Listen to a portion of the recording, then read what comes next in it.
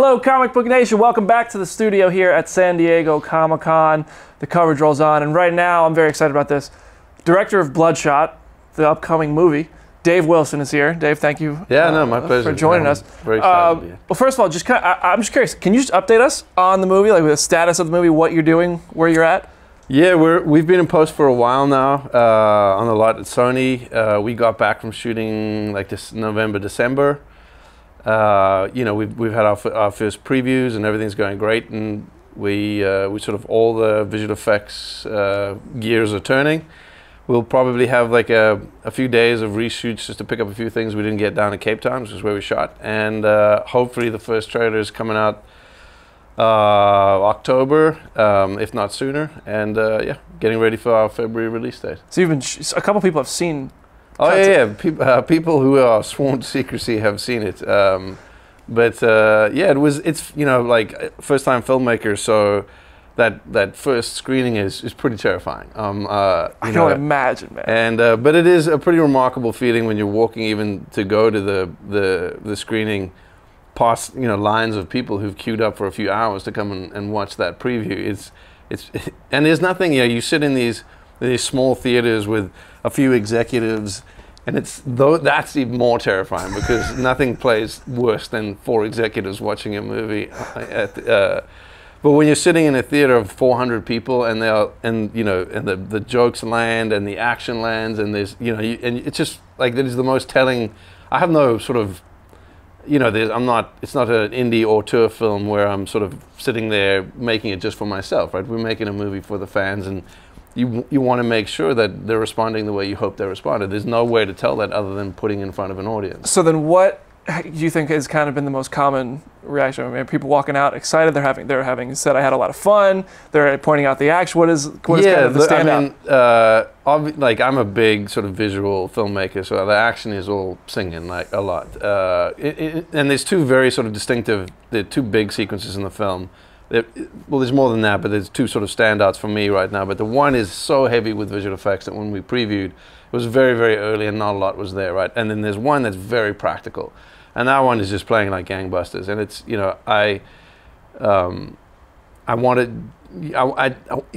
though I come from the sort of visual effects world, I had to have, like, there's a sort of inherent fidelity in the quality of practical effects and real set pieces that I wanted to lean into in this film. So there's one that is crafted entirely, from a practical standpoint, which was inspired by a Russian dashboard cam video that I found online. I can't tell you anything more about that, but I was like, I have to make something like that. And then we flooded a whole set piece in the movie to it, which just sounds a little bizarre, but it's pretty cool. I feel like I just watched a trailer. But I'm excited, man.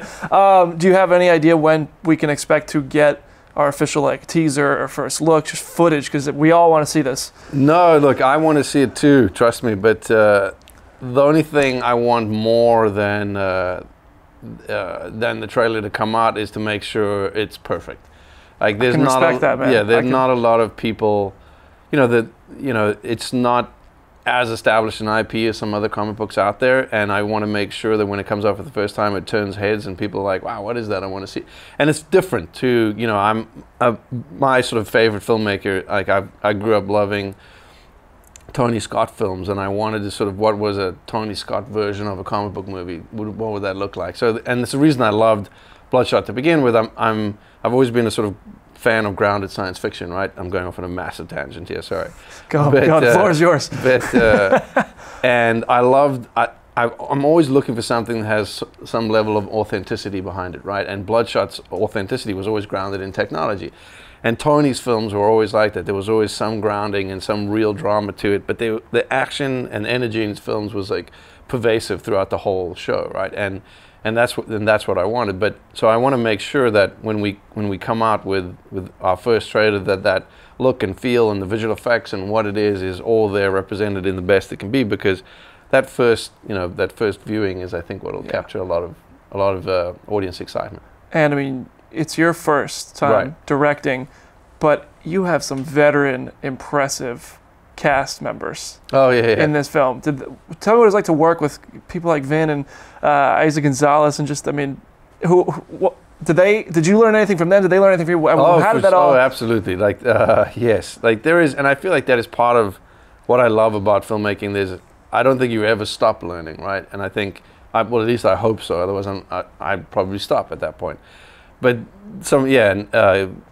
everyone has their way of working. Like Vin has his sort of filmmaking methodology, and it's almost difficult to get him not to wear his producer hat, because he's so, with the fast films, he's not just the number one in the film, he's also a producer on those films. So every day he's a conversation about not just the scene we're shooting, but the next scene and the next film, and it's always so Vin has that aspect of his sort of filmmaking process. But then, and Asa is wonderful too. He's very, very energetic and very lively. But I absolutely adored working with Guy Pearce, who's in the film. I'm a big Guy Pearce fan. So talented. And he's very generous with his time too, and his and just taking a minute to sort of. I remember one day I was doing something, and he pulled me aside. He's like, you don't need to do it that way, and he gave me a little. And I think he was waiting for me to get upset, and I'm like, look, you can pull me aside anytime you want and tell me what I'm doing wrong or what you think I could do better, because I'm here to learn as much as I am to direct this movie. And if you have some sort of pearls of wisdom for that you have sort of gleaned from a long career, I'm open to them. And I feel like that, because I really do feel like the biggest decision you make as a director, other than your cost, is who you put in the room with you, whose opinions you elicit all through production, right? You cannot make that movie by yourself. You need good partners, and that's everything from your DP to your cast members to your producers to whoever that you surround yourself with. That, I think, because once that train is rolling, there's no one else. You're on that machine. That thing is taking you where you need to go, and you just hope you got on board with the right people. I love it. And the casts are great. Like Lamorne Morris, who is from New Girl, is absolutely fabulous. He's just a ball of unrestrained energy in the film. He's great. Sam Heughan from Outlander is wonderful. Toby Kebbell, who I'm a huge fan of, also fabulous. It's just a great cast. Yeah. So let me ask you this about the movie itself and the characters in it. Yeah. Because we just recently got a new version of Bloodshot in comics. Yeah. I want to hear about your version of Bloodshot, how he's going to compare to the versions we've seen on the pages. Yeah, look, I had, in the event we would be here one day talking about it, and here we are. I always just wanted to make a film, a film that fans would be proud to tell their non-comic book reading fans, you should go and watch this movie, right? Mm-hmm. I didn't want to make a film, and it is faithful, but I didn't want to make a film that was slavishly faithful to the source material, but it was a shit movie. I don't want that. I want them it has to be a good story. The characters have to be great. It's got to be, the action's got to be fabulous. All of those things have to fall into place for it just to be a great movie. And so that was a big part of it for me, is just make sure. And Eric Heiser, who wrote it, who also wrote Arrival, was such a fabulous partner in that, because Eric's is very savvy with story and character, and also a fan of the comics too. And he also wrote a spin-off for Valiant called Secret Weapons. So Eric is very well versed in that universe. But look, I'm by no means the foremost authority on everything Bloodshot, which is why I say surround yourself with good partners. So, which is why I was adamant that Dinesh Shamdasani, who used to run Valiant, was with us every day we were filming this movie. Because I knew that the minute I stepped out of line, or I did something that shouldn't have been in the film, or where I was going to get slapped on the wrist by fans, the biggest fan is Dinesh, right? So there was no version where he would sit idly by while I screwed up. Right, yeah. That's good, yeah. Yes, which is a sort of nice warm blanket to wrap yourself in as you're making the film. But I hope fans, there was, there's a lot of variations within the comic book of who Bloodshot is, and the different sort of incantations of him as a character, and even the power sets and the nanites and what all that looks like. So, we did a hell of a lot of visual development work on the film. That was my next question. You have a very experienced visual effects background. Sure.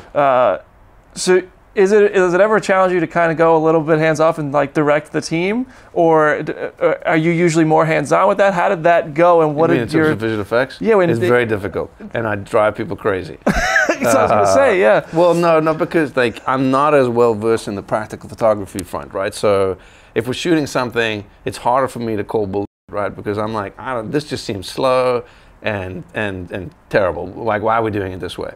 And I hate it when people say to me like, oh, because this is how we do it. Because that's not an answer. That's just because you don't know the real reason why you're doing it. Someone told. That drives me crazy. But in visual effects, I feel very confident in that space to be like, no. That shouldn't take that long. We don't need to do that. We'll just do this. And I have to sort of rein that back a little bit, because you have to ultimately sort of empower your crew to do it themselves. But that being said, it does allow you to spend the money as wisely as you can. You're not sort of fritting it away on things that are unnecessary. But it definitely was an aspect of the film that I was very comfortable in. Like that big practical set piece, I prevised at Blur very early on, and that was, you know, like it's a great. I'm a big fan of especially in those situations. Previs is always what I will say is like the worst version of the movie, right? So even if everything goes wrong, I can fall back to that blueprint, which is always incredible. It has to be, otherwise we're not going to even try and attempt to get it. But the goal is always to hand that to someone, and whether that's your DP or production designer or the stunt team, and say, like, make it better than this, right? And that's the same with visual effects. I did a lot of visual development before they came on, and then when I handed to my VFX soup, I'm like, look, this is great, but you'll make it better. And then it's his job to plus like everything that I've done before they get onto the show. But yeah, look, we definitely try to push the visual aspects of the films as much as can, but always I didn't want it to be fantasy visual effects. I wanted to try and ground the technique, because that was like what hooked me about Bloodshot, was this idea of like a technology driven. I mean, it shares more in line with RoboCop or Total Recall in terms of its sort of science fiction tenets than it does with a classic sort of fantastical comic book. Yeah, that gritty appearance can keep the audience in there. Yes. So let me ask you this before we go. I mean, I'm sure your company, Blur, all the work you guys are doing is keeping you busy. So beyond Bloodshot, what are you guys working on? Anything exciting you can talk about? I'm down the road at Sony now, sort of in my little bunker there, cutting away. I'm not sure what I'm allowed to. I think all of it. You can say you're allowed to say all of it here. This is a safe space. Well, everyone's watching. Someone will censor it later, but I think they announced season 2 of Love, Death, Robots. I hope so. Yeah. That up. They did announce that. You'll be okay. Okay. That's been announced. Great. And I was talking to them. I did an episode for them in the first season called Sunny's Edge.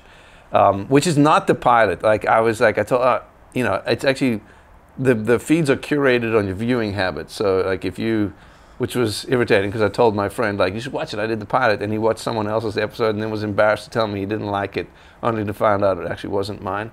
But I did Sunny's Edge for the first season, which I absolutely adored. I've never been left alone to direct something as much as I was on that. Netflix was very hands off and just kind of let us do whatever we want to do. The same with Tim.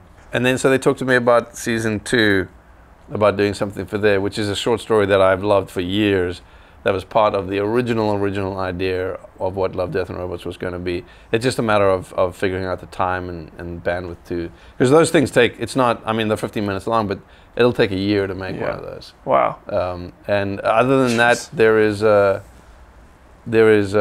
I'm sure a lot going on at Blur. I'm sure. Yes, I think they're more busy than ever. Awesome, man. Well, thank you so much for coming by the studio. Oh, my pleasure. I can't wait to see your work. Thank you. I know everybody who's watching is very excited as well. Everybody make sure you keep following Comicbook.com for more news from San Diego Comic-Con. And big thanks to Dave Wilson for stopping by to talk Bloodshot, man. Yeah, my pleasure. Talk to you soon. All right.